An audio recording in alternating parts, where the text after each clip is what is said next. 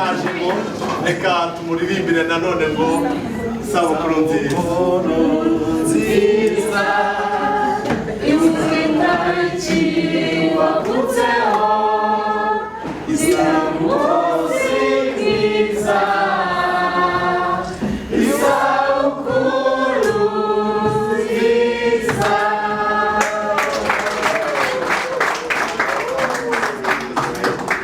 reka nimufashe kugira ngo byihute hanyuma dukomeze gahunda.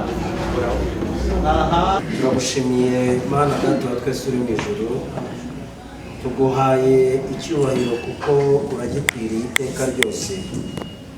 Icyubahiro kuko wadushoboje ababonetse duhabwa umugisha nawe. Guhura kwacu bibe ikimenyetso cy'ibyiza, kandi ijambo ryawe tugiye kumva rigira icyo rikora mu bugingo bwacu. Duhagaritse umwana wawe watoranije kugira ngo aritambutse mu kirere cy'umwuka. Imbaraga zawe zimukoreshe mu izina rya Yesu. Usanzwe umukoresha ariko umukoreshe mu buryo burenze ubwo usanzwe umukoreshamo. Urakoze, twese twiteguye kumva icyo uvugana natwe kandi duhazwe nawe mu buryo bw'umwuka. Byose tubisabye twizeye ko bidukoreye mu izina rya Yesu. Amen. None twumva ijambo ry'Imana. Yesu akumugisha. Yesu niwe nihishemo ya mbere y'ubuhungiro, aca muraba amahoro ya mbere y'ubuhungiro.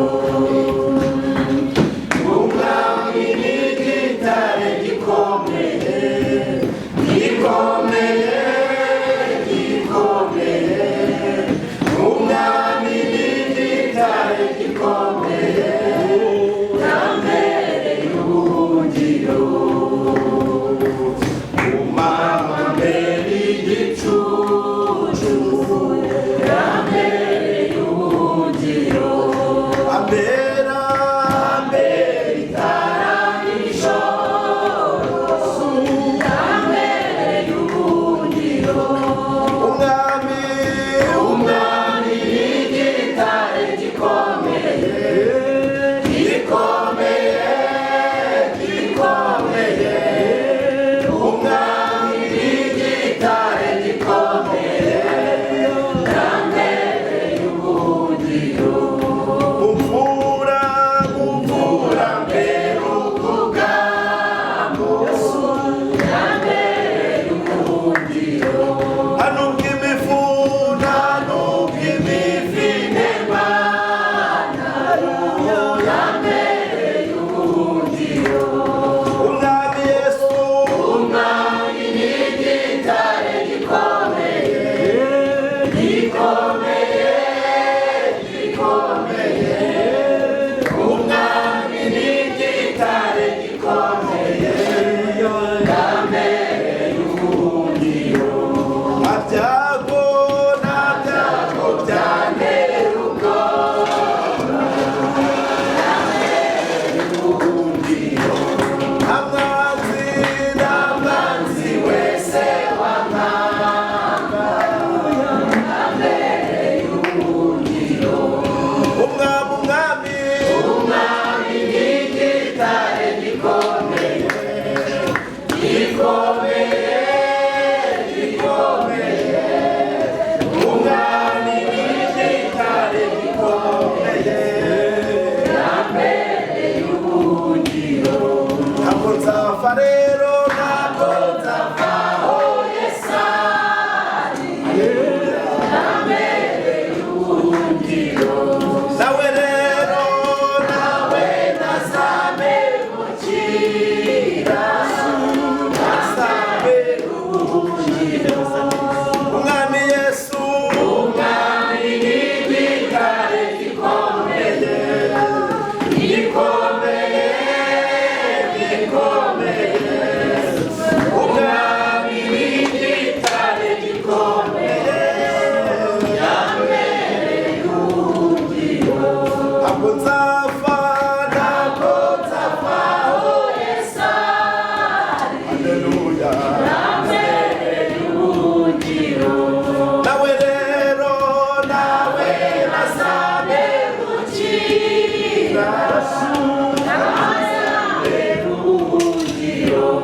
umwami Yesu umwami n'igitare gikomeye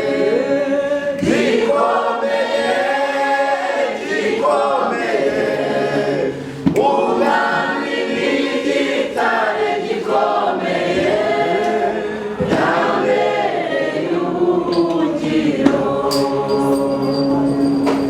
Haleluya. Haleluya.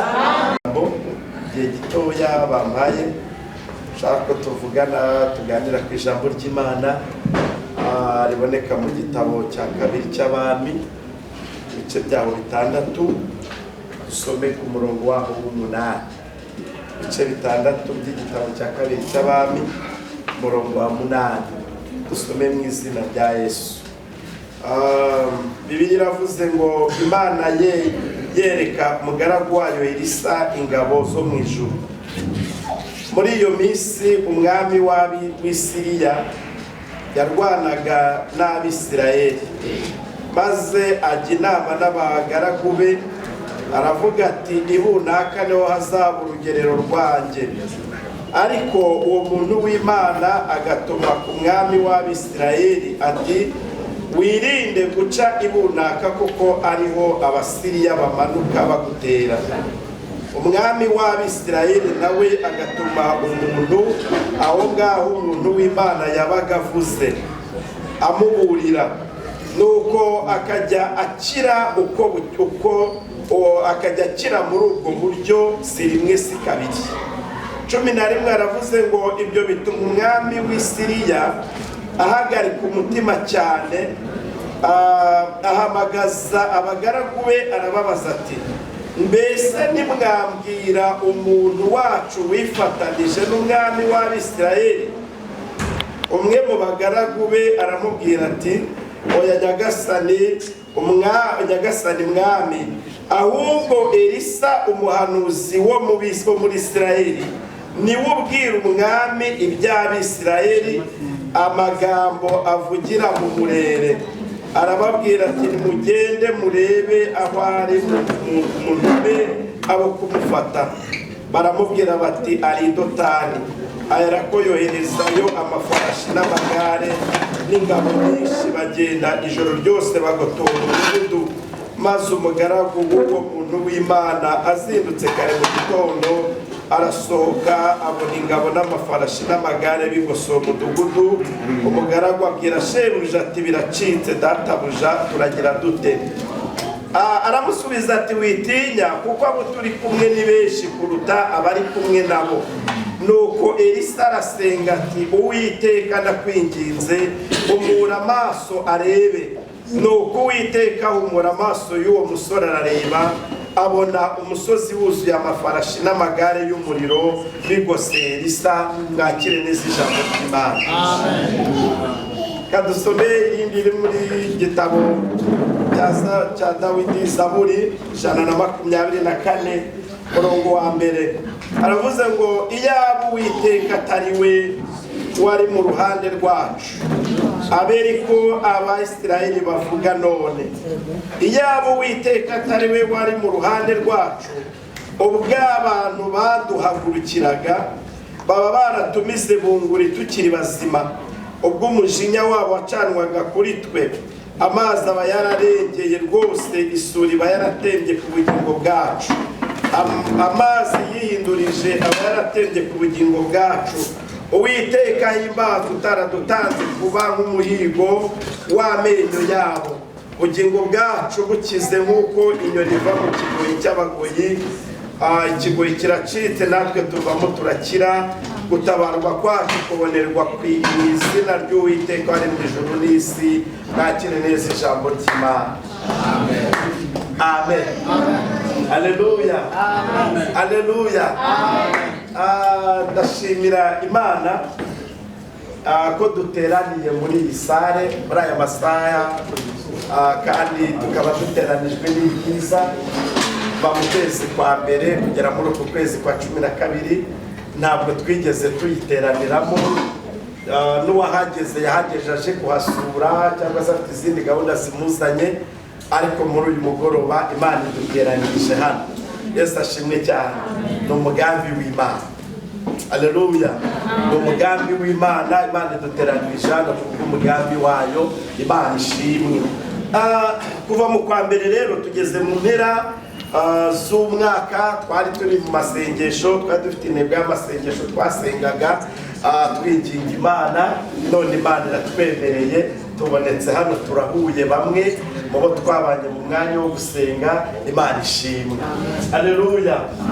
Turashimira Imana rero. Maze iminsi ntekereza ku bintu bimwe n'ibindi, sanga duhereye mu kwezi kwa mbere kugera mu kwezi kwa 12 twagiye tubona uburinzi bw'Imana. Yesu ashimwe.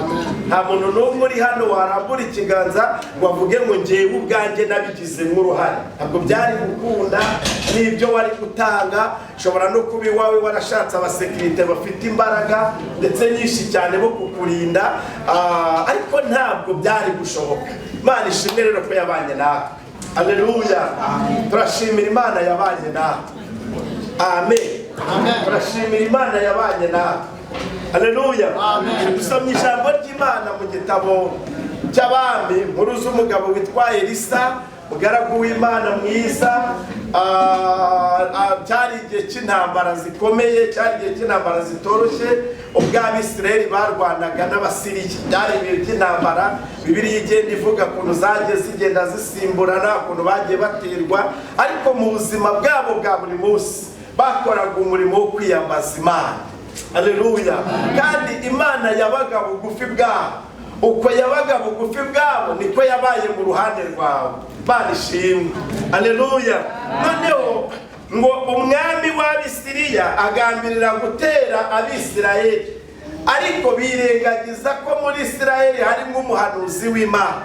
Noneho ngo bakora inama nijoro cyangwa se igihe runaka, bariho barapanga ukuntu bazatera Abisirayeli, ariko Imana ikagenda igasura umugaragu wayo witwa Elisa.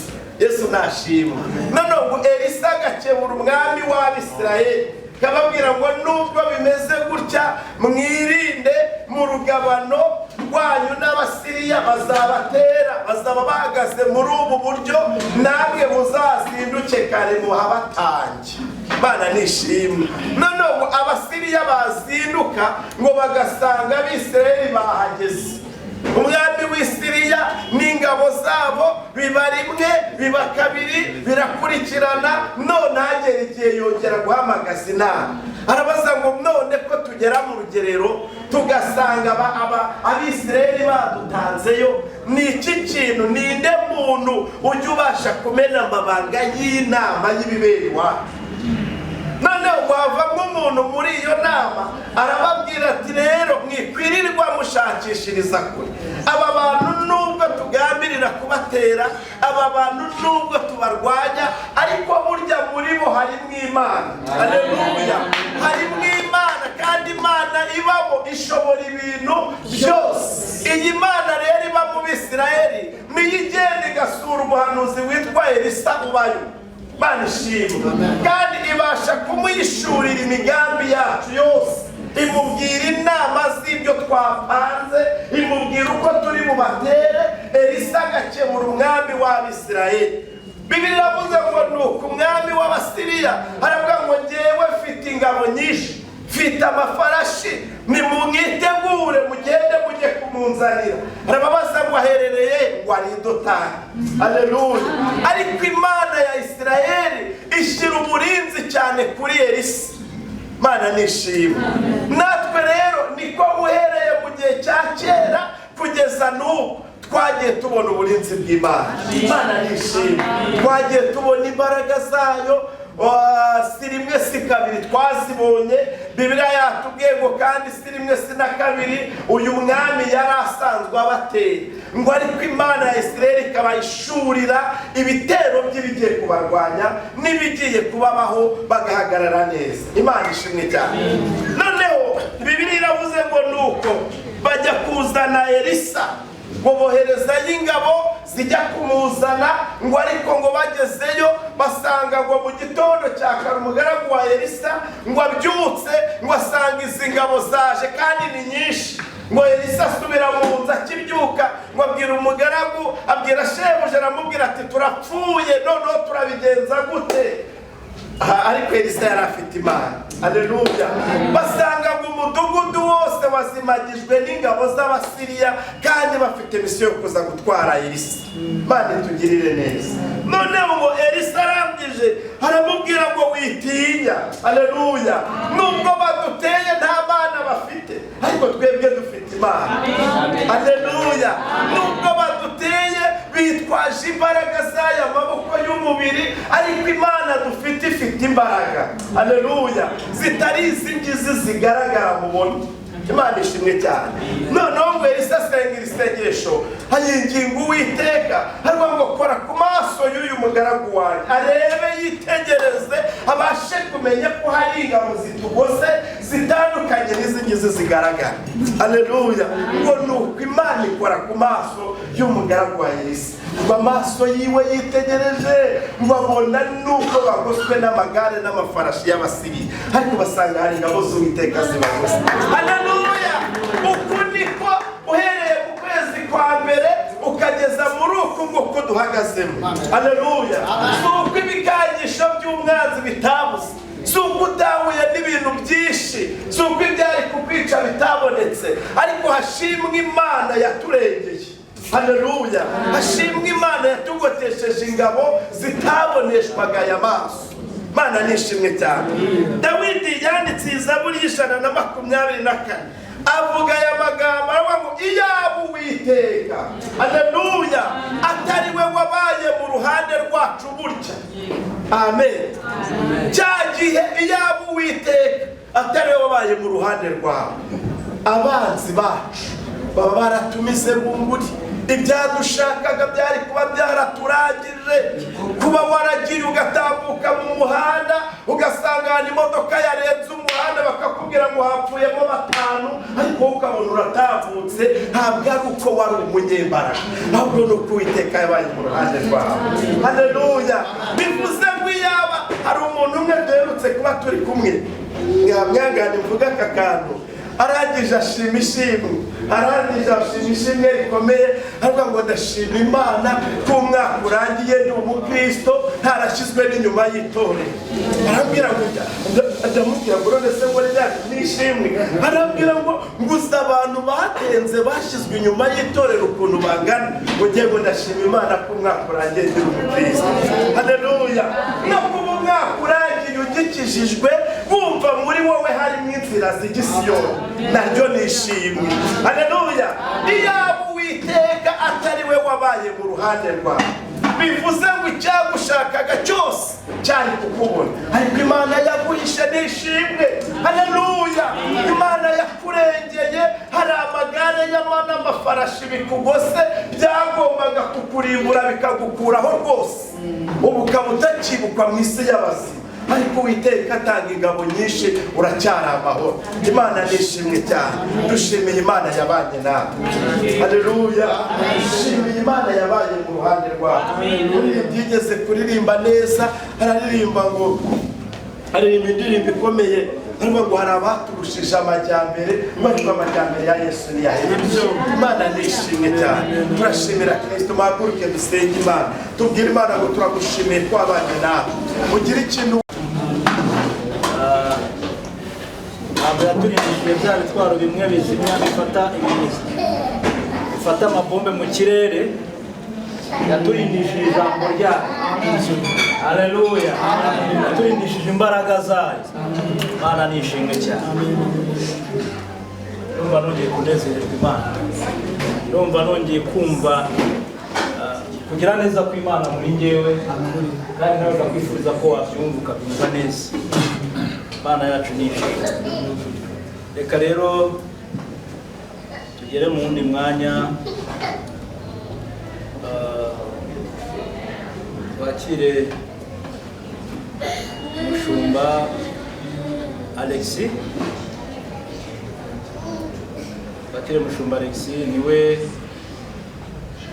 nkunda wa Fahamu, kandi Imana yarakoze kumuha iyerekwa. Reka nawe tumushimire ko yagize neza kumva umuhamagaro kandi akawemera. Mushumi Imana iguhe umugisha, reka tumwakize amashyi.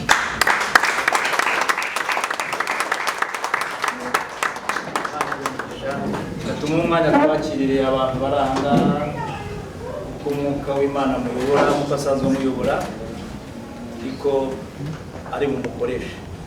Mushumba, murakoze cyane. murakoze cyane rwose, nejejwe uyu munsi.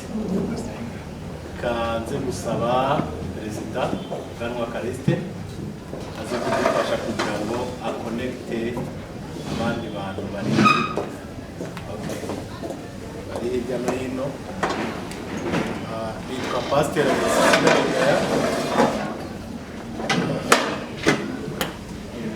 vizioneri w'uyu murimo. Ndashimira Imana ku bwanyu. Uyu munsi twarawusengeye, abantu nawutegereje, kubabona mungana gutya, twicaye gutya, biranejeje cyane. Imana ibahe umugisha. Haleluya, haleluya.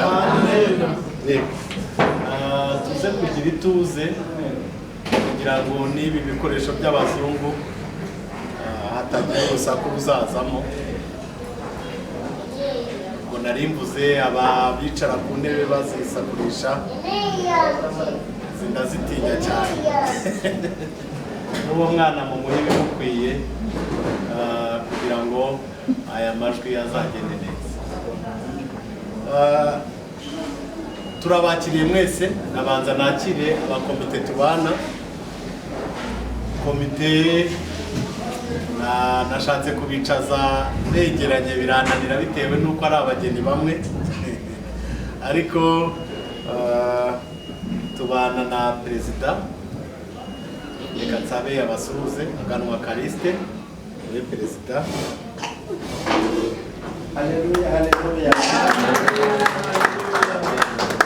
Bani mu mugisha. Tugira Vice Perezida Reverend Alfred, we wari uyoboye gahunda. Yesu ashimwe, Yesu ashimwe. Tugira sekreteri aba Belgique, ntabwo ari naha, yitwa Marie Evangeliste, abaye ari ku munara cyangwa se ari ku murongo yabasuhuza, ntabwo ariho. Tugira DAF cyangwa se birenze kuba umubitsi ni DAF, yitwa Gabi, niba atarimo koroganiza n'abasuhuze, uriya musore wacu. Tukagira abandi, tugira amadeparitema nk'uko turi buze kuyababwira.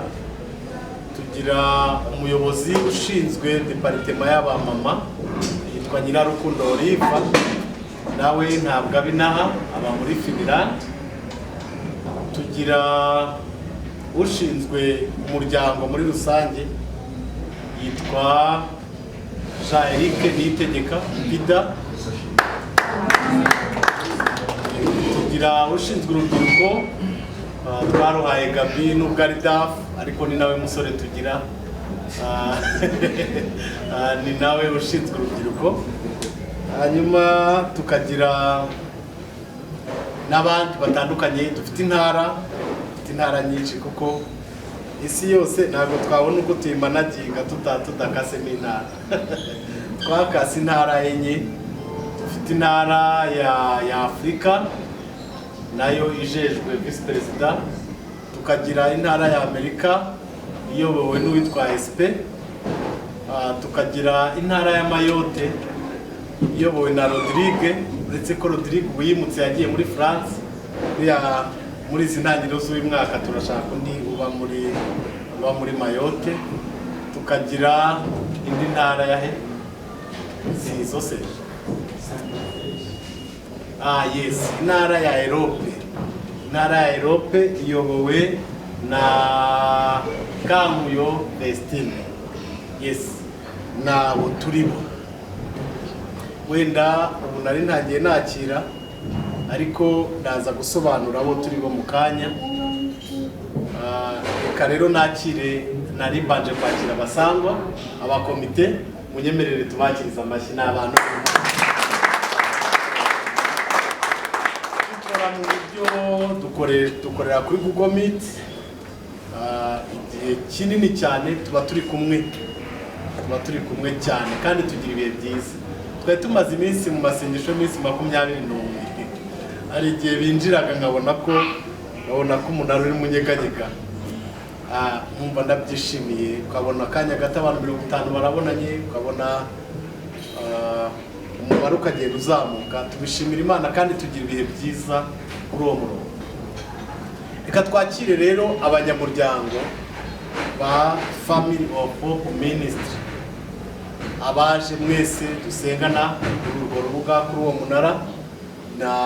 Ntabwo nabavuga mwese ngo bishobore. Ise sociale namwakiriye sirashize neza. Tugira sociale tugira abasociale babiri. Tugira uba muri Amerika n'ubinaha, yitwa Yesu ashimwe. Shene namuyobewe yabaye umugeni ariko turamukunda cyane.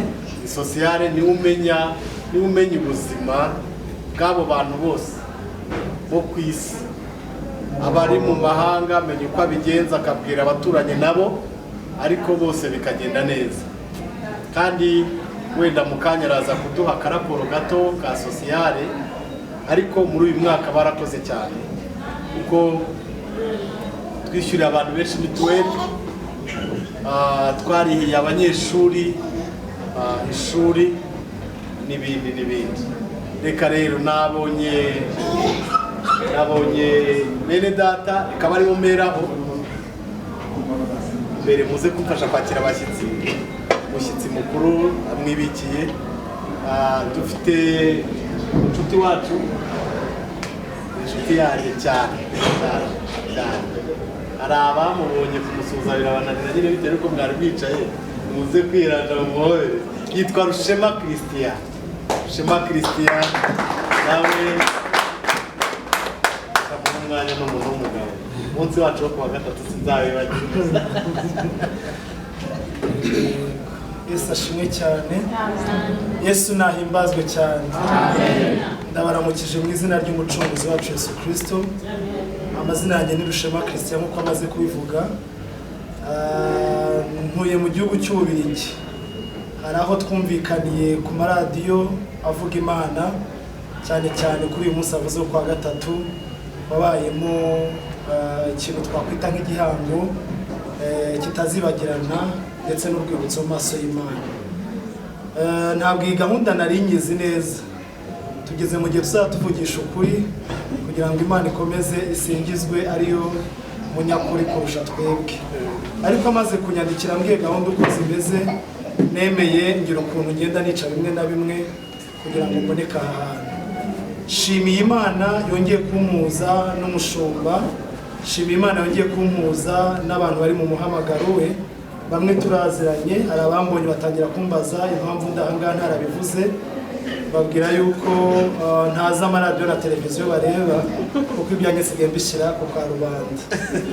Ndabaramukije rero mbahereza intashyo ziturutse mu itorero ry'Imana aho dukorera umurimo, kuko dusezera jye n'umuryango wanjye turino twasabye intashyo baraziduhereza ko aho tuzagera hose mu itorero rya Kristo, bavuga Kristo, bemera Kristo, tuzabaramutsa baraziduhereza. Mwakira intashyo zabera b'Imana bari mu itorero Intumwa z'Ububyutse mu gihugu cyo mu Bubiligi.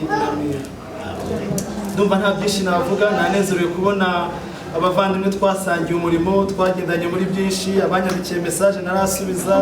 Hari ukuntu nabo atarategisa neza ngo bashyitse ibirenge ku butaka, ariko n'ukuri mwumve nagiye gufata umwanya munini. Shimiye Imana mu bikorwa mbasanzemo, shimiye Imana muri makeya, shimiye Imana mu ijambo nasanganye umukozi w'Imana Calixte. Ngira ngo niyo mpamvu bamwe tutaramukanije kubera ko agakurogoya umwanya w'agaciro w'ijambo ry'Imana. Yashimiye Imana abanyakiriye bakageza hano. reka mbende cyane ngaho Imana ibahe mushaka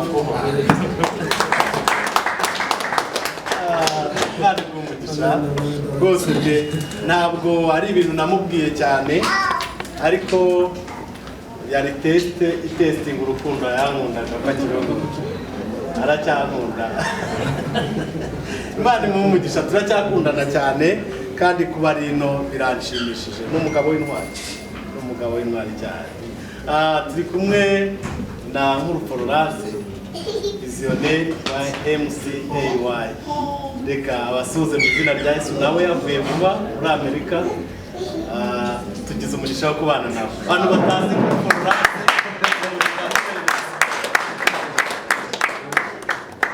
ndabashuje mwese mu izina rya Yesu nanjye mu Imana n'abantu bayo kandi nezerewe cyane kubana namwe kuko nabigambiriye kenshi ariko nari nasezeranye ngo byanze bikunze uko bizamera itariki ko pasiteri yayishyizeho yabimbwiye ndavuga nti uko bimeze kose nzakora ibishoboka biboneke kuba Imana rero yandiye iteka no kubabona mwese izina ryawe bihabwa icyubahiro nimumfashe mu yindera impundu haleluya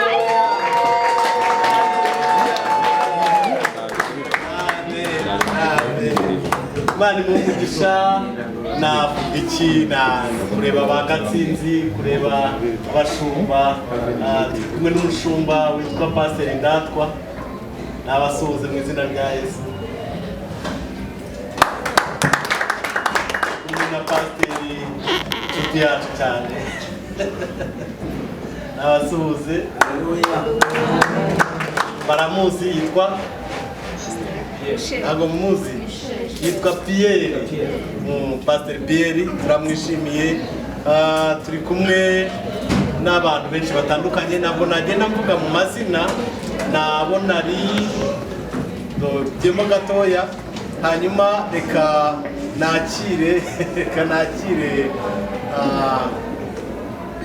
nakire abantu b'abahanzi barimo Godansi.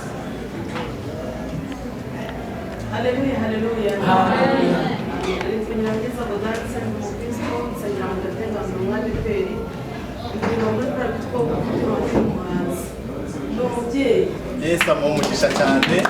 Mwakiriye umushyitsi kuko kurubuga ntabwo dukunda kuba turi kumwe ari kuri yawe turabana. Bwana Yesu asifiwe. Haleluya. Bitwa Joseph Tuyisenge turabana imwene so. Kristo sengera muri ADPR no muri Joseph muramwibuka turi kumwe na Dada Dine ifoto y'urwibutso. Haleluya. Yesu abamugisha. Bitwa Dada Uwera.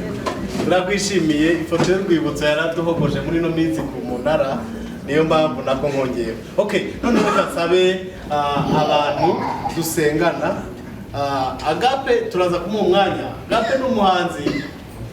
Agape. Haleluya.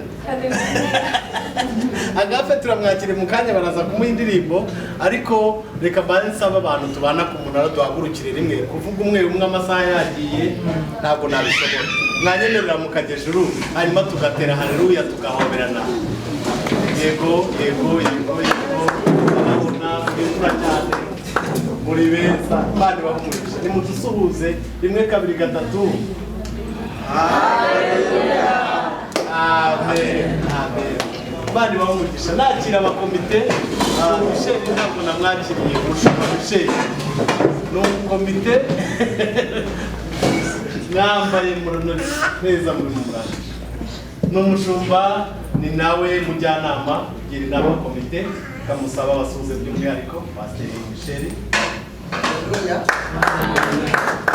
Umugisha bitwa Kayira Michel stage emine na rero wa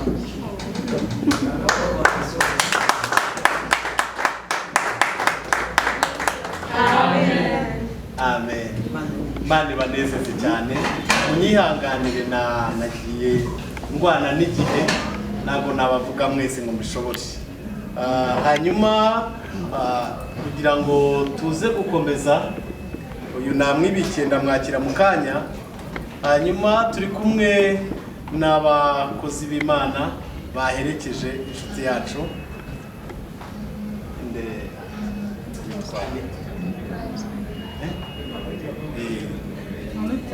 Anita. Mwe tubakomera amashyi. Anita. Wow.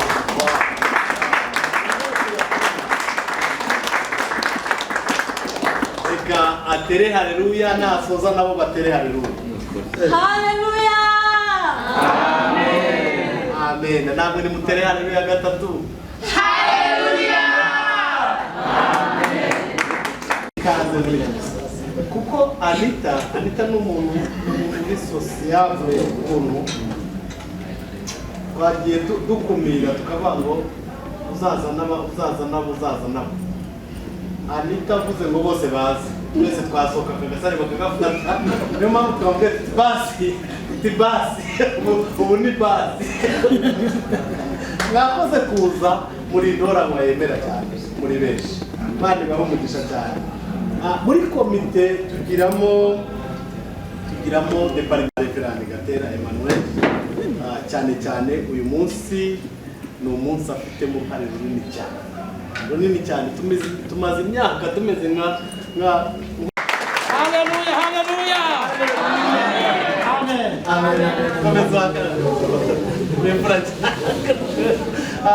hanyuma niwe muntu muri minisiteri twari twarahaye evangelization, ariko nawe atubera imfura cyane, n'umuntu ugira innovation.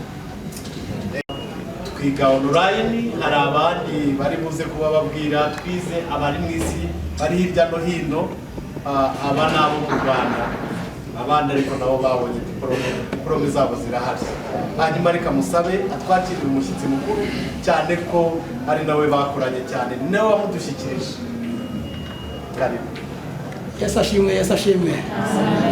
Nanjye ndishimiye kubw'uyu munsi udasanzwe, kandi nshimira n'ubuyobozi bwa Foham kuba baratwemereye ko dukora umurimo w'Imana kuko Imana yaduhamagaye. Imana ibamugisha.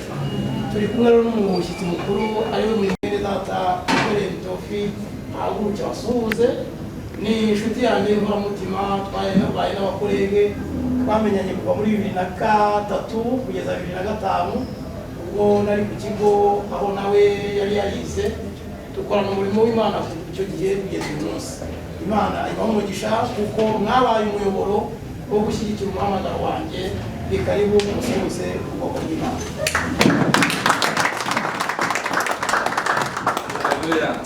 Amen. Turishimye cyane kubana namwe. Imana ibamugisha. Yego, turabishimye. Imana y'amahoro ibamugisha. Imana y'amahoro ibamugisha. Bagihaguruka ese nibuka indirimbo ivuga ngo tugende turira tubibira umwami. Niba tubabazwa n'abari ariko tuzahuzwa naza dushira agahinda. Haleluya. Tuzatunda imiba tunezerewe.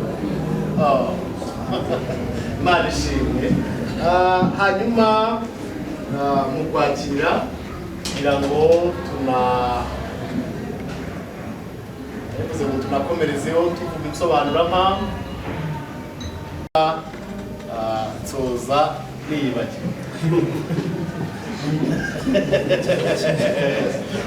niyibagiwe ariko uyu ni umunsi we nawe cyane, yitwa Mama Pasteur Sifa Patricie. Reka abasuhuze by'umwihariko.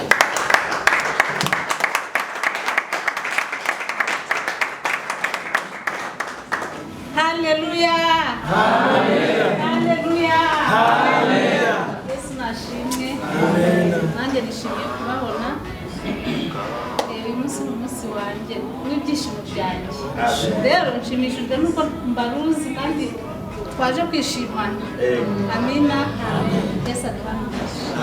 Asante sana. Reka umuyobozi wa gahunda musubize gahunda nyuma yo kwakira abashyitsi, hanyuma kurikirane gahunda yo gukora zitefumba.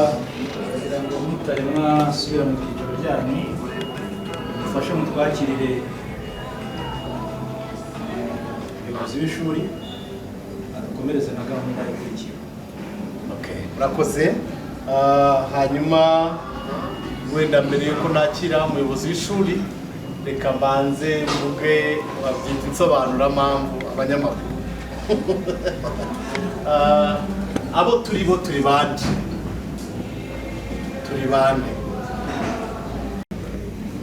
Family of Hope Ministry,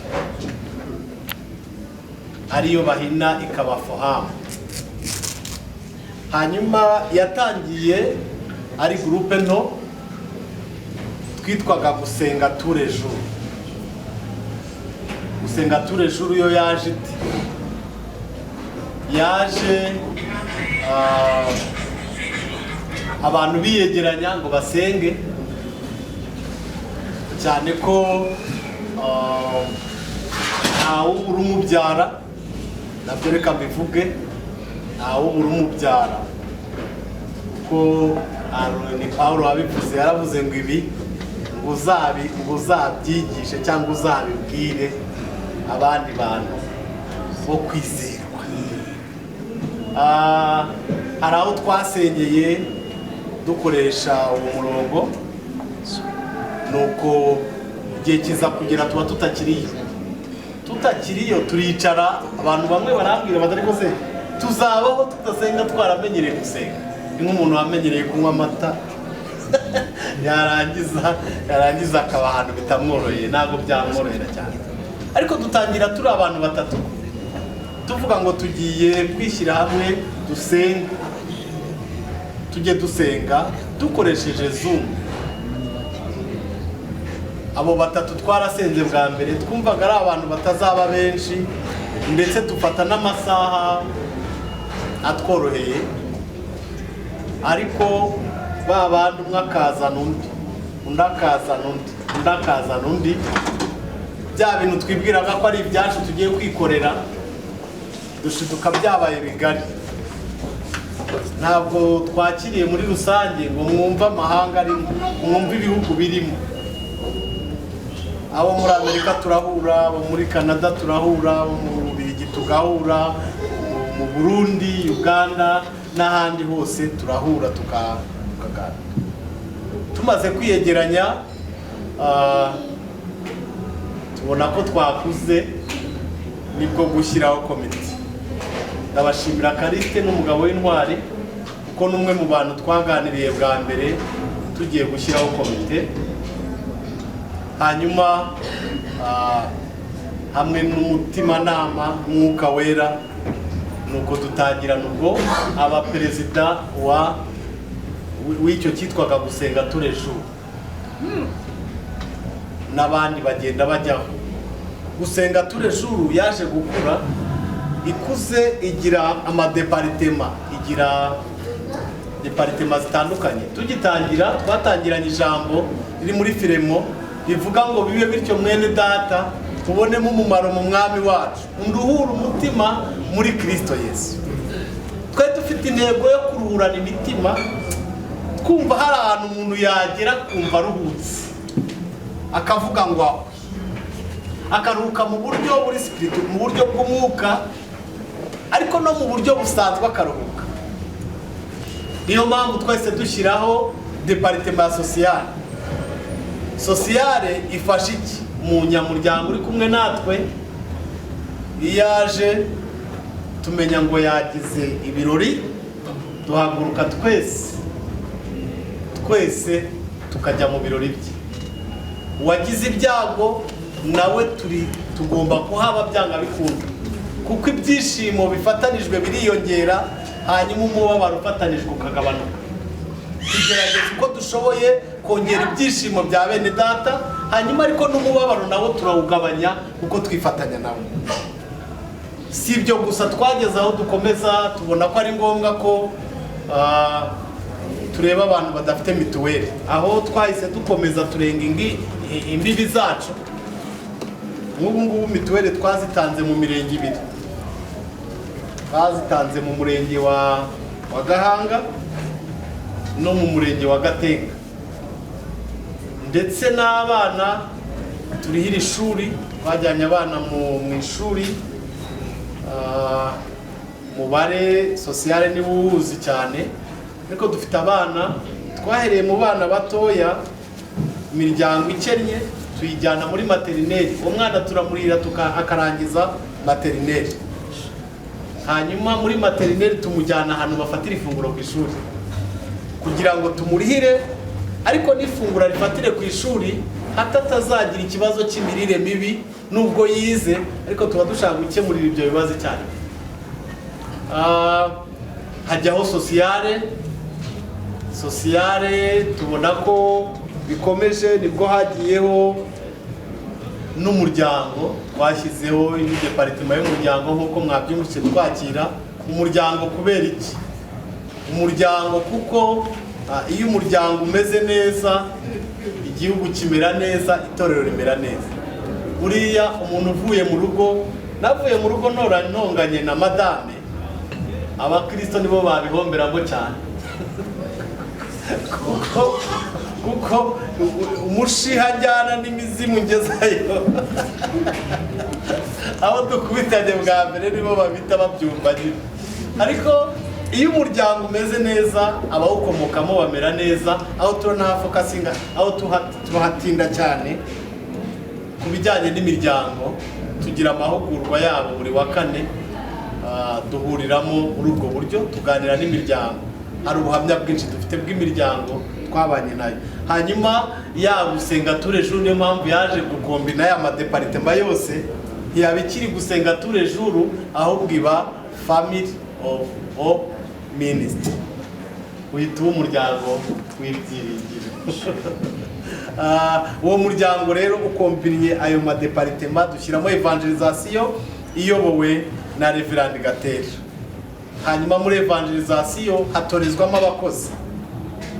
abakozi b'Imana bazakorera Imana ariko bafite ibikwiriye.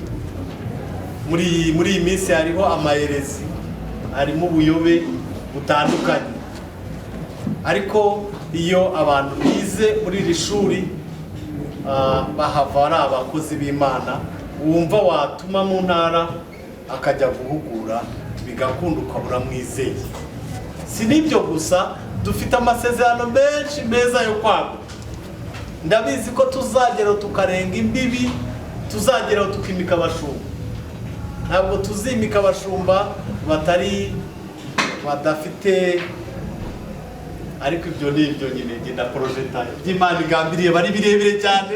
Ubwo nahise ngera aho hantu, ntabwo neza barimo, uretse ko abenshi ari n'abashumba. Dufite abashumba benshi tubana, kandi Imana yarabahamagaye tubana amahoro.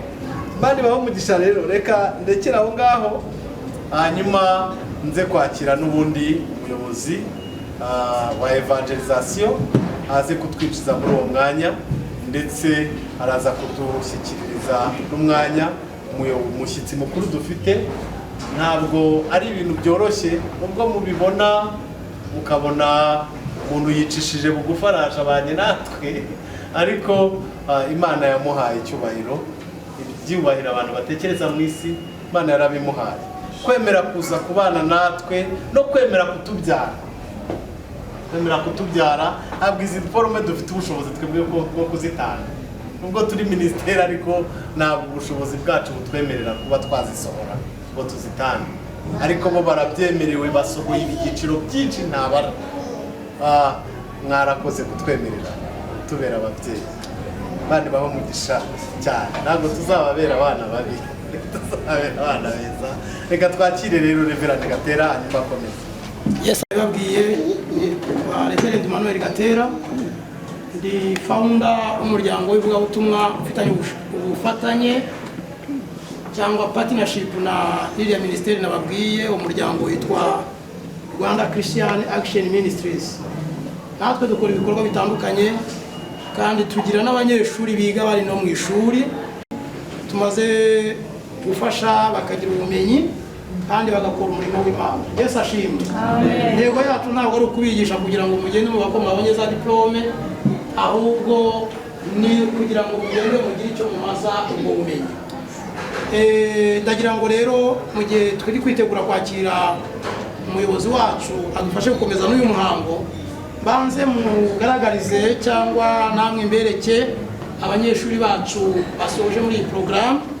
Hari abari aha ngaha n'abadahari, reka mpere ku bari aha ngaha, nyuma ndakomeza n'abandi badahari. Turi kumwe namwe rero Data Niyitegeka Jean Eric, reka tumusabe aho ari ahaguruke. Alphonsine, ishuri ryacu ryubahirije gender. bakomeze bahagarare. Evangeliste Sengimana Michel nahagurutse. Turi kumwe na Evangeliste Nsanzabaganwa Callixte. Turi kumwe na Pasteur Kayihura Michel. Uvuga gutuma Anita wa undi batubwiye uri sociable cyane. Bikaribu nawe. Kumwe n'umukozi w'Imana Evangeliste Jean Bosco. Turi kumwe na Joyeuse ashobora kuba ageze nyuma ari kwambara ariko nawe twishimiye kubana nawe. Mu bandi rero batabonetse hari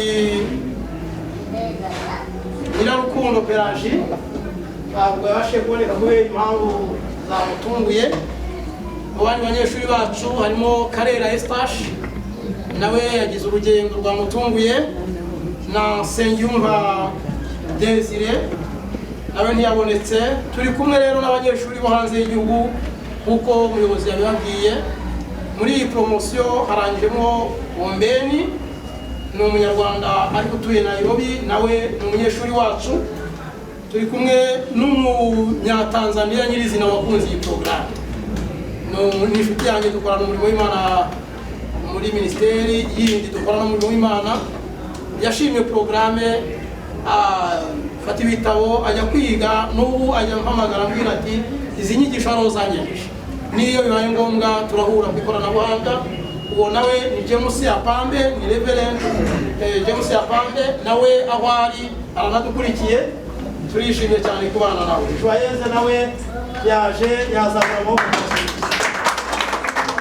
Turi kumwe n'abanyeshuri bandi bari hanze barimo Mahoro Vanessa ari muri Norvège kandi nawe ni umunyeshuri ukunda amasomo cyane yo gukurikira. Turi kumwe na Marie Evangeliste yabaye intwari cyane, ni nawe duayene w'abanyeshuri bose kandi abikora neza cyane. Turi kumwe n'undi wasoje Reverend Fred nawe ari muri Belgique kimwe na Marie Evangeliste. Abo nibo basoje muri iki cyiciro kandi turashimira Imana kuko bakurikiye amasomo bafite ubwitange. Imana ibahumugisha mwese. Rero munyemerere twakire umuyobozi wacu akomeze n'uyu muhango kugira ngo akomeze n'uyu muhango. Ni karibu.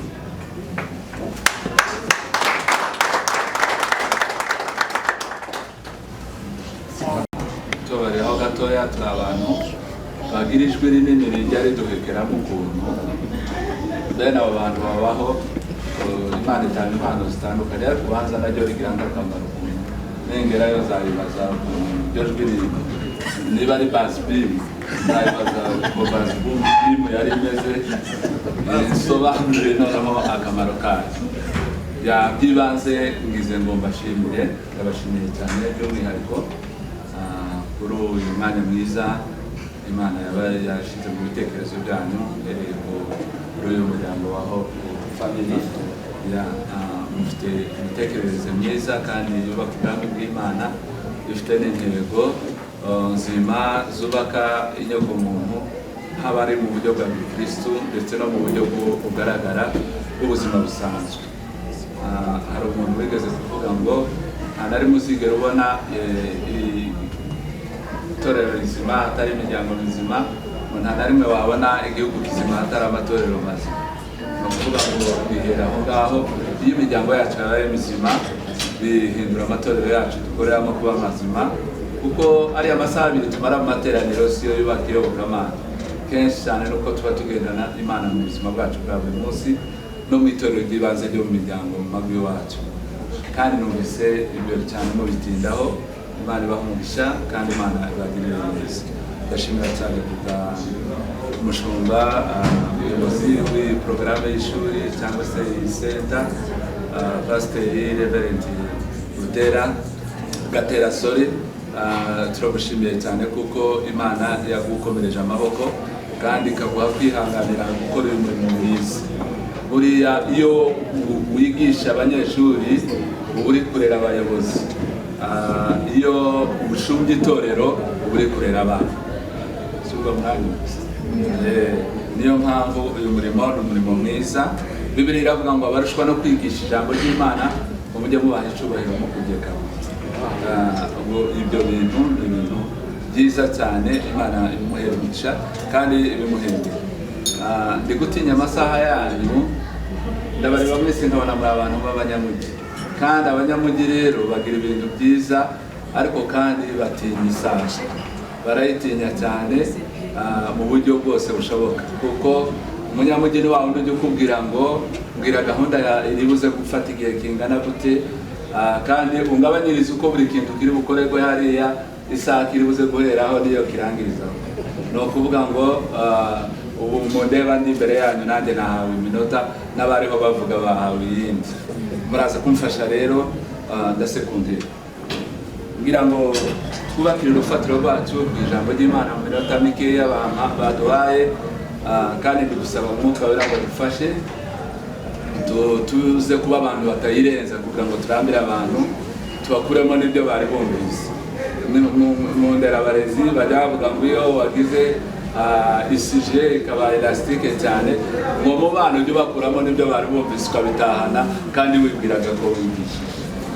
Ubwo rero Imana ibidufashemo na mwuka wera kugira ngo tugerageze kurasa ku ntego, tuvuge bikeya kandi byiza bingana n'uko Imana ishaka ko bingana mu mitima y'abantu, kandi bikomeza imitima y'abantu uko Imana ishaka. Igitabo cya Yosuwa ijambo dushaka kubakiraho urufatiro rw'ibiganiro byacu. Igitabo cya Yosuwa ni mu isezerano rya kera, ibice ni igice cya mbere, turahera ku murongo wa 6 tugere ku wa 8, hanyuma tuze gusoreza ku murongo wa 5, kandi ari nawo wari wabanje. Haravuze ngo komera ushikame kuko uzatuma abantu bazungura igihugu narahiriye ba sekuruza babo.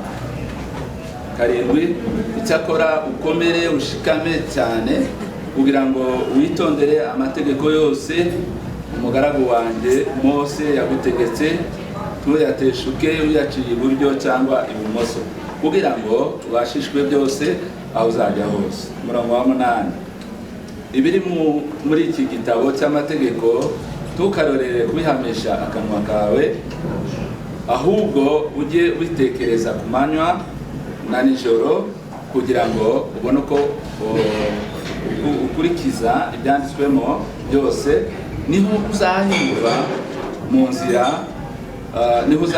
nzira zawe ukabashishwa byose. Amen. Mu magambo makeya ntekereje twavugana, twakubakiraho urufatiro rw'ibiganiro byacu n'igikorwa tugiye gukora. Nifuje ko mu minota mikeya baduhaye tuza kuganira hejuru y'ijambo ibanga ry'ubutsinzi. Bavandimwe rero, buriya mujya mureba nta muntu ushobora kwihandagaza mu ngano y'abantu ngo avuge tumumundeba njyewe njya nifuza gutsindwa mu byo mvuze byose bye binitsinda, imibereho yanjye yose ijye gutsindwa.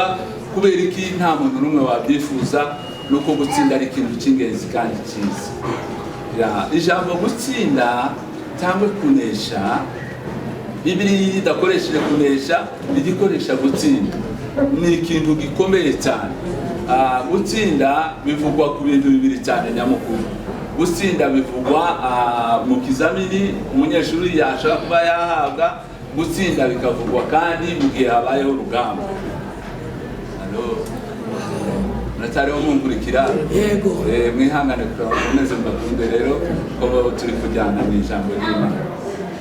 Iyi mpamvu ni iki? Iri jambo ryatujeho mu mitima, kandi Imana ubushake bw'umugambi wayo ijya yifuza ko dutekereza hejuru y'iri jambo gutsinda.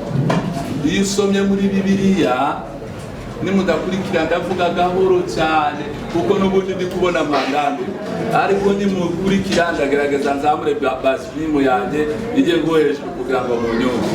Muri Bibiliya uzasanga kenshi cyane na kenshi cyane Imana yarakuvuze hejuru y'ijambo gutsinda. Bibiliya iratubwira ngo utsinda cyangwa uzanesha nzamugira inkingi yo mu rusengero rwera, utsinda cyangwa uzanesha nzamuha ibuye ryera ryanditsweho n'izina ritazwiho n'umuntu wese keretse urihawe, utsinda cyangwa uzanesha nzamuha kujya ku mbuto z'igiti cy'ubugingo kiri muri paradizo yera y'Imana. Haleluya. Muzi impamvu iryo jambo rigaruka utsinda, ugiye ukareba inshuro iri jambo gutsinda rigarukaho muri Bibiliya, nuko haba hariho urugamba. Bibiliya iratubwira ngo tukiri mu isi dufashe igihe mu ntambara, n'iminsi yacu isa n'iy'abantu bagiye ku rugerero bategereje kuzataha mu miryango batsinze urugamba. Haleluya. Haleluya. Twasomye hano muri iki gitabo cya Yosuwa amagambo meza cyane Imana yamubwiye nk'umukozi wayo yari toranije kugira ngo ahagarare mu gikorwa, mu mushinga ukomeye wo gukura abantu mu buretwa no mu gihugu cyabanyaze cyangwa se kibakoresha uburetwa, ngo azabajyana bishize mu gihugu cy'isezerano. Kandi mutoranya hariho undi wari intwari ukomeye cyane, wari uhambaye. Bibiliya ivuga ngo mu bagabo bose b'abagwaneza ngo nta n'umwe wari umeze nka Mose. Inyigisho za Bibiliya zazivuga ngo impamvu Imana yamucuye ntiyemera ko agera mu gihugu cy'isezerano, ngo si ibyaha nk'uko abantu benshi bazabitekereza ngo yamujijije ko yakubise kabiri ku rutare. Oya, impamvu iyo kiza kuba icyaha niba yaramweretse Mose na Eliya kuri wa musozi bagiye gusenga na Yakobo. Ariko impamvu yatumye Imana idashaka ko Mose yinjira mu gihugu cy'isezerano kwari ukwanga ko Abanyesirayeli bazamugira Imana yabo, kuko ngo yari umugabo w'umugwaneza uteye ubwoba. Igihe kimwe ngo Imana yamugishije inama kubera ibyaha byabo byinshi cyane, iramubwira ngo ndagukunda, zakugira ishyanga rikomeye, zakuremamo n'abandi bantu benshi, unyemerere nice buno bwoko butagondwa ijosi, butagondwa ijosi buremereye, butajya bwumvira bwikakaza. Ngo abwira Imana ngo Mana, ibintu bibiri ngusabaho gutega amatwi. Icya mbere nubica abazabyumva bose bazavuga ko wananiwe gusohoza isezerano ryawe. Icya kabiri, aho kugira ngo ubice njyewe uhanagura izina ryanjye rive mu gitabo cy'ubugingo. Ni ukuvuga ngo iyo Abanyesirayeli bibukaga ayo magambo Mose yakoze, kugera aho avuga ngo izina rye rihanagurwe mu gitabo cy'ubugingo bakunde babeho, barabizirikanaga cyane bakumva biraremereye, ni ikintu kiremereye. Ni nayo mpamvu Imana ngo yatekereje ko nibagera mu gihugu cy'isezerano bakimufite bashobora kuzamusenga. Izina Yoshua risobanura agakiza cyangwa se Mesiya, niwe gakiza kacu. Uyu mugabo Imana yamutoranije akora ibintu bigera nko kuri bitatu. Ijambo rya mbere, yakoze inshingano z'ubwami, akora inshingano z'ubutambyi, akora kandi n'inshingano z'ubuhanuzi. Kuko icyo Imana yashakaga kubwira abantu cyose yagicishaga muri Yoshua, agahindukira ubwoko bwayo umuhanuzi. Ikindi, amategeko n'ubucamanza byose yarabikoze, agasa n'uhagarariye minisiteri y'ubwami cyangwa se ubuyobozi bwite bwa leta. Ubundi kandi ngo ahuza imitima y'Abanyesirayeli no gukiranuka kw'Imana. Ngo iyo yari inshingano y'abatambyi. Haleluya. Iki gitabo cyonyine ngo nicyo gitabo kijya kitwereka ngo Imana ariyo kwizerwa, ibyo yavuze byose ngo igira n'imbaraga zo kubisohoza. Ikimenyetso ngo nuko yabakuye muri Egiputa ibinjiza mu gihugu cy'isezerano. Iki gitabo cyonyine ngo nicyo kiza kitwereka. Haleluya. Iki gitabo cyonyine ngo nicyo kiza kitwereka ko kubaho kw'Imana muri twebwe ngo ari byo byonyine bikwiye kuzajya bidutera inkomezi, bikomeza imitima yacu. Ngo nuko Yosuwa yarabajije ngo ese uri uwo mu bacu cyangwa uri uwo mu babisha bacu? Baravuga ngo ya, ahubwo nje nonaha kugira ngo mbe umugaba w'ingabo urwanira ubwoko bw'Isirayeli cyangwa ubwoko bw'Imana. Ngo uko kubaho kw'Imana muri bo ngo kubakomeza imitima. Haleluya. Amen. Haleluya. Amen. Twasomye aya magambo rero, ijambo ry'Imana ryatubwiye. Amagambo Imana yabwiye Yosuwa iramubwira ngo reka nkubwire ibanga ry'ubutsinzi. Haleluya. Muratamubwira. Buriya muri ubu buzima ibanga ni ikintu gikomeye cyane. Noneho iyo ugeretseho kuba ari ibanga ry'ubutsinzi bikomera kuruta nk'amabuye. mujya mureba ukuntu umuntu iyo yibagiwe umubare w'ibanga ajya abura amafaranga ye kandi ari kuri banki bakayahana rwose bigahinduka ibindi bintu akazaca mu nkiko bakamusinyira konte ikazongera kubona kubiye byaciye mu rugendo rurerure cyane. Mujya mubona iyo wibagiwe umubare w'ibanga kuri telefone ukuntu ujya utsindwa ukananirwa no kwishyura na buji mukarara ahantu hatarimo umuriro kandi ufite amafaranga muri telefone.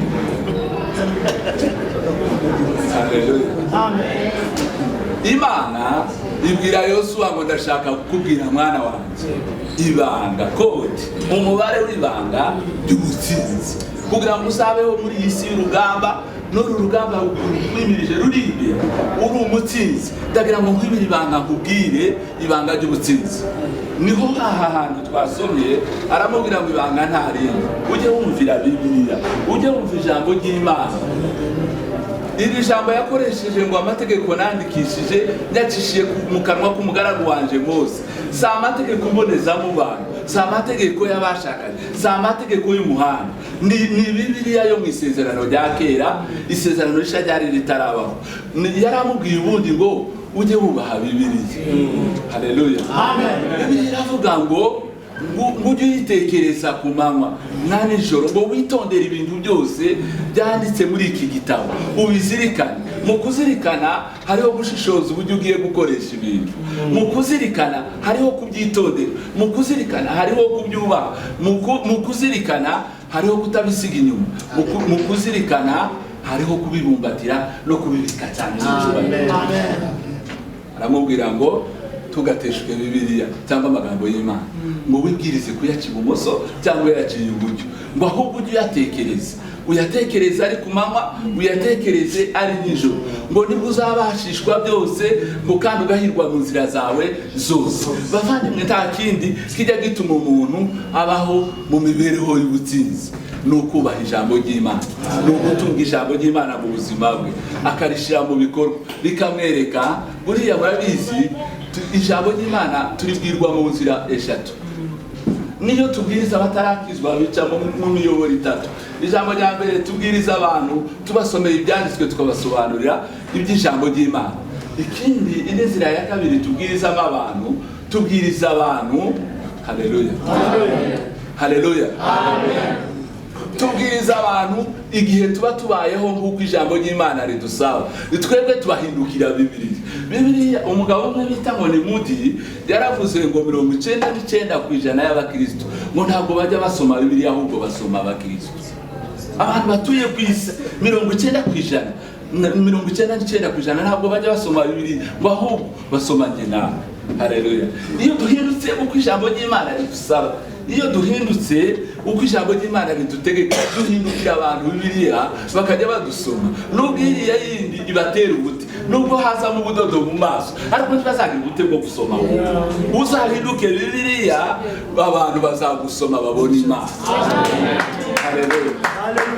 Indi nzira ya gatatu tubwirizamo ubutumwa bwiza ni ukwerera bene data imbuto. Kwerera umuntu imbuto nukuba igihe iwe agukoreye ikibi we ujye uhindukira ku ruhande rwawe ukamukorera iki, wirengagije ko yagukoreye ikintu kibi. Ibyo ni byo kwera imbuto, ntabwo ari gukora ijambo ry'Imana rikubwiye, ahubwo ni ukwishura umuntu icyiza mu cyimbo cy'ikibi we yagukoreye. Bibiliya iravuga ngo ikibi kikakunesha. Haleluya. Ngo ikibi kikakuneshe ahubwo ujye uneshesha ikibi cyiza. Ndanashoje bavandimwe, hari igihe imikorere ya Satani n'iy'Imana iratandukanye. Shitani ishaka gutera abantu ubwoba, ifata umuntu umeze nkanjye uhagaze imbere yayo uko umundeba n'ukondi igahita ijwigiriza agafatwa n'igicure kagagara nkavuzi migeri gasaza imigeri kazana nkabibiza urufuro mu kanwa amwise mugatinya mukavuga ngo ibi ni ibiki bibaye, muzana abaganga bafata imodoka bagira gute. Ariko iyi Imana igiye gushobora bwa burwayi mu muntu izisa nk'umuntu mwigeze mudodaho mu giturage. Iyo utafunze urudodo hariya munsi ngo washira ipfundo ujya ufurura byose bikagenda gahoro, nta rusaku ntaki. Niyo mpamvu. Haleluya, haleluya. ubutsinzi bw'abakristu buba mu kwicisha bugufi, ubutsinzi bw'abakristu buba mu gisa n'ikigira ishusho yo gutsindwa. Buriya twebwe iyo dufite ishusho yo gutsindwa nibwo tuba twatsinze, ariko iyo twiremera kugira ishusho yo gutsinda nibwo tuba dutsinze. Bavandimwe, mureke tuzirikane iryo banga ry'ubutsinzi, turibike, twumvire ijambo ry'Imana, turitekereze, turyubahe, rirange imibereho yacu, rirange ubuzima bwacu, tubeho nk'uko ijambo ry'Imana ridusaba. Abantu nibadusoma bajye basoma Bibiliya. Izina ry'Imana yacu risubahwe, izina ry'Imana yacu rizashirwa hejuru mu miryango, izina ry'Imana yacu. Nimurebe ibi byose twirwa turwana nabyo kuri isi, abantu bakosora, nimugire gutya nimuse gutya niko dushaka, nuko tutumvira ijambo ry'Imana. Umunsi twosa na Bibiliya, isi yose yavuga ngo nimwicara abakristo aribo batuje. Haleluya. Ariko kenshi usanga twarisanishije n'idini, tujya mu bikorwa, tujya mu nzu y'Imana tubashaka inyungu, ukabwiriza ukeneye inyungu, ukaririmba ukeneye amafaranga, ukabikora ubupasiteri ukeneye amafaranga, ugakora ibintu byose wubakiye ku mibereho n'ibyiringiro by'ibifatika bya kwisi. Isi nayo yakureba igacungana nawe, ikakwereka ko iyo tere urimo ikurusha kuyimenya. Ariko umunsi twosa n'Imana, ariko umunsi twasa na Kristo, ariko umunsi imibereho yacu yahinduka. Haleluya. Niwiga ikiganga ukaba dogiteri, n'abandi bazabyiga ndetse biga indwara za nyuma zaravumbutse wowe utariga, baba abadogiteri bakuruta. N'ubu umwagoronome abize nyuma bazasanga hari indwara zaje mu bimera wowe utigeze wiga. Nuko ibyo uzakora byose undi nawe azabikora ndetse akurusha. Ariko nitusa n'Imana, nitwemera gusuko Bibiliya, tukabinyanga abantu bakatwigana, isi yose izaba paradizo. Kuko ikibazo isi ifite si bikeya biriho binaniwe gutunga abayituye, ahubwo nuko abantu badatuze kamere y'Imana, n'ibikeya bihari bakananirwa kubisangira. Byinshi bihari bikigwizwaho n'abanyembaraga. Bavandimwe, mureke tubike Kristo mu mitima yacu, nibyo bagaje gutsinda. Bibiliya yavuze ngo nibwo uzahirwa mu nzira zawe zose, aho uzaja hose. Bibiliya ntigitubwira ngo hahirwa umuntu udakurikiza imigambi y'abantu, tangane mu nzira z'abanyabyaha, byicarane n'abakobanyi, ngo ahubwo ya mategeko twavugaga niyajya yibwira ngo akayatekereza ari ku manywa, ngo akayatekereza nijoro, ngo uwo nguwo azavana n'igiti gitewe ku mugezi, ngo amapfa natera ntacyo bizavuga, ngo kandi ikintu cyose azakora. Ariko muvandimwe, uzi kuguheza garanti, umuntu akakubwira ngo weho icyo uzakora cyose kizakubera cyiza. Haleluya. Haleluya. Isi yose igira ubwoba bwo gutsindwa. N'aba bantu mujya mubona bagira amafaranga bakayigwizaho, bakambura abana amaparisere, bagakora ibiki, nuko baba bafite ubwoba bwo gutsindwa. Ariko iyo wubaha Imana, iyo usa nuko Kristo ashaka, ntabwo uzatsindwa, uzahirwa mu nzira zawe zose, uzabashishwa byose, kandi n'ikintu cyose uzatekereza munsi y'ijuru kugikora kizavamo umusaruro wo kubera ibyishimo n'ishema n'umunezero. Imana itugirire neza, Imana idufashe, Imana tuwe kuyikunda no kuyishigikiriza. Bavandimwe, ndabashimiye cyane kuri uyu mwanya mwatanze.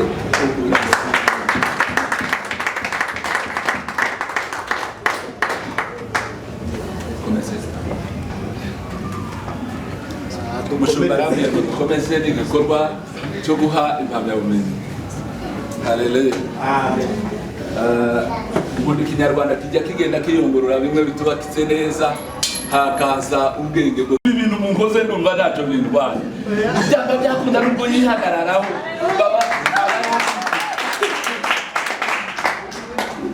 hari ukuntu imbogo bashobora kuyirasira mu mutara ikahava yihagazeho rwose bavuga ko yabasize, ariko ikazagwa karangazi cyangwa hano imbere ry'abega, cyangwa ikagwa hano kabuga, ariko avuga bakamuha isosi yayo rwose, abandi bazi ngo yarabasize. Ijambo ry'Imana ni ukuri kuza gutera umuntu warita ikura umuntu rikazamwica yaragiye mu Busuwisi gushaka imibereho myiza, akaba ari yazakizwa yaravuye mu Rwanda. Haleluya. Haleluya. Haleluya. Nitabaza ibirenge byacu. Dawidi yaravuze ngo nararibise mu mitima wanje Mana, kugira ngo bisandike kuzajya mu cyumba. Imana ibahe umugisha, Imana ibagirire neza. Ubuse ntitugiye guhamagara duhereye ku wabaye wa mbere, bikakwihurira, kuko iyo wibesha bajya bavuga ngo idini, ngo umuntu ngo ajya abesha idini ko akijijwe. ngo naryo ngo yapfa ngo rikabesha rubanda ko yagiye mu iyo ubesha abantu ngo warize ukita dogiteri barakwihorera rwose, nta muntu wareka ngo umutere umugeri, barakuba dogiteri tambo, ariko habe n'utagira ni pièce n'imwe, ariko afite ubumenyi mu mutima we no mu bwenge. Mwene data yavuze ko avuye mu bihugu byo hanze, ndatekereza nge sinagezeyo, ariko nkunda kumva amakuru. Birashoboka ko aho bageze bo ugaragaza ubwenge ufite bagahita bagutwerera urupapuro ugomba kuba ufite, kubera ko ubwenge nibwo rugusingiriza urupapuro. Naho twebwe muri Afurika baguha urupapuro bakagutwerera ubwenge, bagahita bavuga ngo ubwo baguhaye igipapuro cyanditseho dogiteri, bagahita bavuga ngo buriya ngo ni dogiteri n'ubwenge arabufite, kandi ntibihuye. Ugasanga ahubwo ni nk'amayeri yo kwima abandi ngo badakora mu ngoko bari gukoramo bose, baguzagurika ngo kubera ko babakangishije urupapuro kugira ngo bataza kubyigana ku ruhando rw'imirimo. Haleluya, haleluya, haleluya. Wagira ubwenge bw'Imana nubwo atangiye kwiyobora, yoba umwarimu w'abantu benshi batagiraho, abanyeshuri batagiraho banditse. Imana ibahe umugisha. Ngiye kujya usoma amazina nawe azibashyikira, arakurikirwa na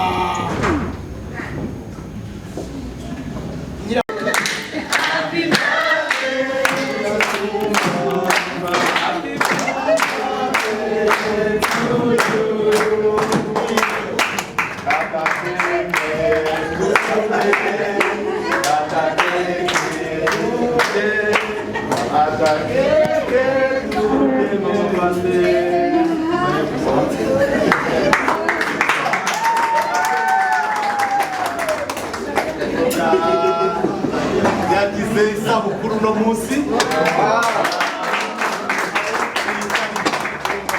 haje ngo reka tumuririmbire nanone ngo isabukuru nziza.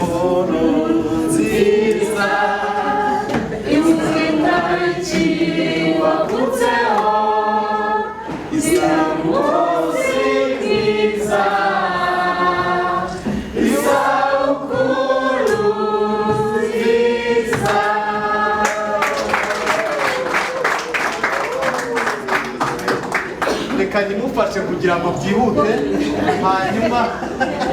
hanyuma dukomeze gahunda. Aha, usekewa.